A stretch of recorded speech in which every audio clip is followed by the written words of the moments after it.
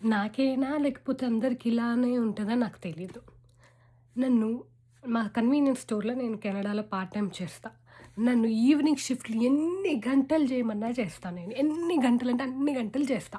కానీ పొద్దున రమ్మంటే నా వల్ల గాదు.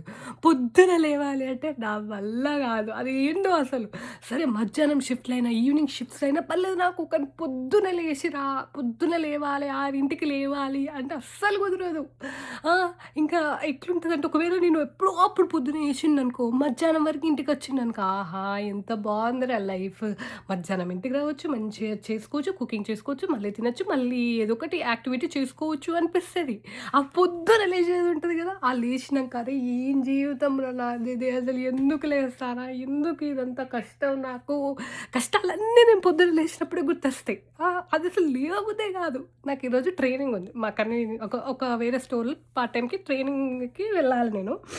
10కి అన్నా. నాకు చెప్పుడు అవసరమా 10కి అని నేను నాకు అలారం పెట్టుకున్నా.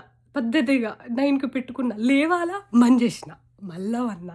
మళ్ళా 10:30కి పెట్టినా. మళ్ళీ 11కి పెట్టినా. మళ్ళీ బంద్ జేసినా. మళ్ళా లాస్ట్‌ని 11:30కో, 11:45కో లేషినా ఇగ లాస్ట్‌కి. అదేదో నేను అలారమే 11కి పెట్టుకోవచ్చు గదా! ఆ పొద్దంతా పడుకోవచ్చు గదా! అట్‌లీస్ట్ అప్పుడైనా. ఆహా! నాకు 9కి మోగాలే, 10కి మోగాలే, 11కి మోగాలే. మోగుతూనే ఉండాలే మధ్యాహ్నం వరకి. వాళ్ళిగ నేను 10 నాకు అవసరమా చెప్పుడు 10కి? 12:30 అయింది. మా అమ్మ అసలు పొద్దున లేచుడు అవసరమే లేదు. 5కి లేచి వాకింగ్ జేత్తది. 5కి లేచి పనులు చేసుకుంటది. అమ్మా! కానీ నాకు మాత్రం పొద్దునైతే అస్సలు లేవబుద్ధి గాదు.